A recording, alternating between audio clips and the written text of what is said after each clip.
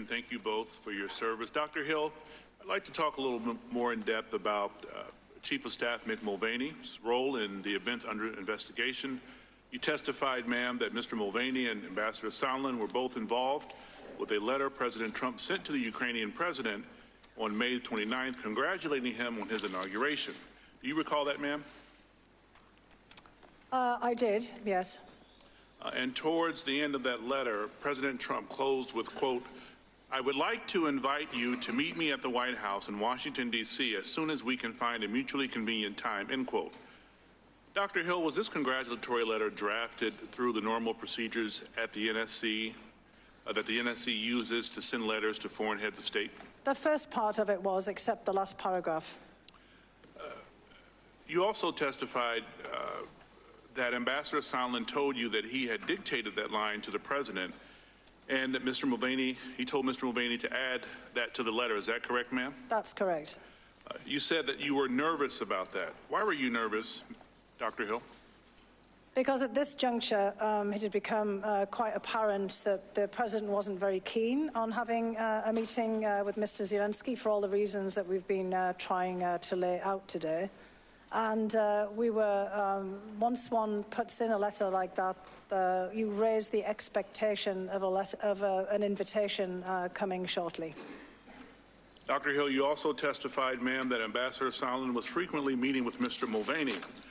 Mr. Giuliani's campaign of lies ultimately led to Ambassador Yovanovitch being recalled from her post in April 2019.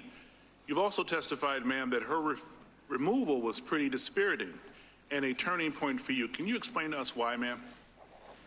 Well, again, as we've all made clear, Ambassador Yovanovitch, and you saw for yourselves in her deposition, is a person of great integrity.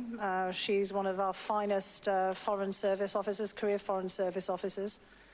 And if there'd been a decision to remove her, to replace her with a political appointee, again, that is perfectly within the rights of the president. Sometimes it's highly advisable, in fact, to emphasize to a country just exactly how close the relationship is likely to be, to have an appointee who is close to the president if it's an important relationship. But what was dispiriting was all of the accusations that were being fired at Ambassador Yovanovitch, leading her to be tweeted, including by members of the president's family. We all firmly believe that Mr. Giuliani and others, including the people who were recently indicted, the Ukrainian American gentleman, had for some reason decided that Ambassador Yovanovitch was some kind of personal problem for them. And that they had then decided to engage in just the kinds of things we've been discussing about. And frankly, she was an easy target as a woman. And I'm very sorry to hear about what's happened to Congressman Stefanik. And I think that this just illustrates the point and the problem that we're dealing with here today. Certainly. I was also struck by your testimony that you were also the target of false accusations during your time in the Trump administration. You testified, ma'am, about receiving hateful calls and being accused of being, quote, a mole in the White House. You testified about death threats and calls at your home. Is that right? That's correct. That was in 2017. Well, I'm sorry you've had to go through all of this, ma'am. You don't strike me as a woman who is easily deterred. You're not easily deterred, are you, Dr. Hill? I'm not, no. Thank you both for your service. I yield back, Chairman. Thank you, sir. I thank the gentleman for yielding. Just to